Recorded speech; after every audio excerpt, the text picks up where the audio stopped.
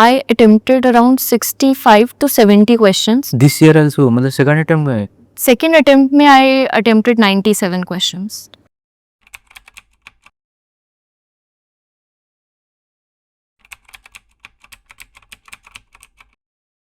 लोग मैक्सिमम लोग आईएएस को चूज कर रहे हैं इंडिया में, यूपीएससी एस्पिरेंट। आपने आईएफएस क्यों चूज किया? मतलब थॉट्स क्या थे, ओरिजिन्स क्या थे, बताना चाहो टॉप 3 में?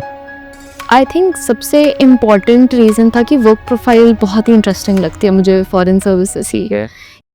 करंट अफेयर को लेकर लोग बहुत ज़्यादा परेशान रहते हैं। वो रहता है, मतलब मैंने भी फर्स्ट अटेम्प्ट में बहुत टाइम लगा के नोट्स बनाए थे करंट अफेयर्स के। कोई यूज़ नहीं है। आरुषि मैम का लिया था मैंने, Arushi Mishra ma'am, rank 2 IFS में बना।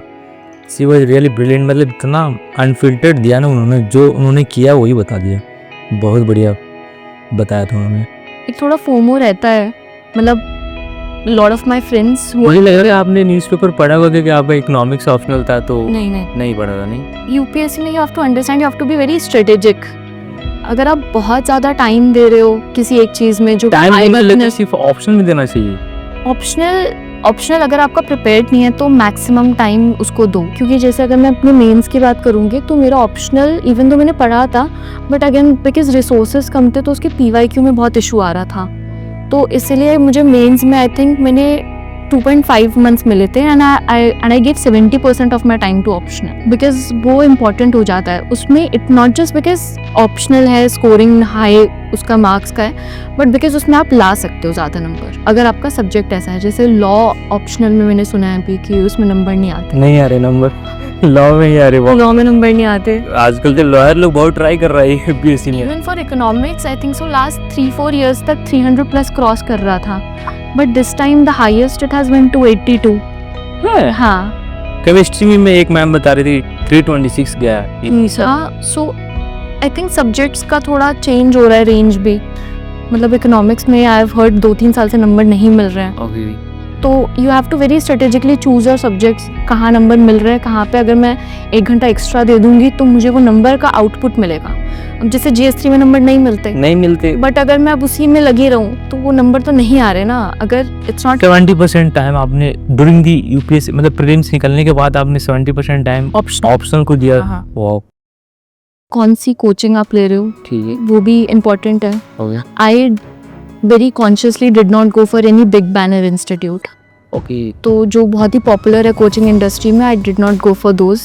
You find yourself trapped in a cycle where you are just purchasing courses. Regular basis पे न्यूज़पेपर पढ़ते थे, जैसे आपने एनसीईआरटी पढ़ी थी। एक्चुअल आप एग्जाम हॉल में बैठते हो तो आप हर एक क्वेश्चन ओवर एनालाइज कर रहे हो। This question was asked in all my mock interviews and even in my real interview this was the first question that was asked. My God. Optional मेरा ऐसा था कि उसके इवैल्यूएटर्स मिलना थोड़ा डिफिकल्ट होता था। कुछ टॉपिक्स थे जो बहुत ही टेक्निकल होते थे। सही बात है। तो उसके लिए चैट जीपीटी हेवीली, मतलब my chat GPT and AI tools were completely filled with mains के क्वेश्चंस। आपके 10th में कितने परसेंटेज थे? 98। 12th में क्या परसेंटेज था आपका? 12th में 98%। 98 अगेन 98 अरे फिक्स कर लिए। देखा ग्रेजुएशन में कौन सा सब्जेक्ट लिया था? I got SRCC in the first list itself. Prelims नहीं निकला था। आपको प्रीलिम्स नहीं निकला था? जी। वाओ, बहुत तो नहीं है, बहुत सैड स्टेट है। सुबह आप 6 मार्च को कितने बजे उठे थे? नींद ही नहीं आ रही है। When the result came they thought कि मेरी बहन का हुआ है। ओके। तो दे वर ऑल हैप्पी कि अरे she is so tall, she looks so good in the uniform. फिर मेरी मम्मी को क्लियर करना पड़ा कि नहीं she is not the one who clear. ऐसा हो गया। हाँ, आई थिंक बहुत ही रिलैक्सिंग सी फीलिंग थी, बहुत ही रिलीफ था।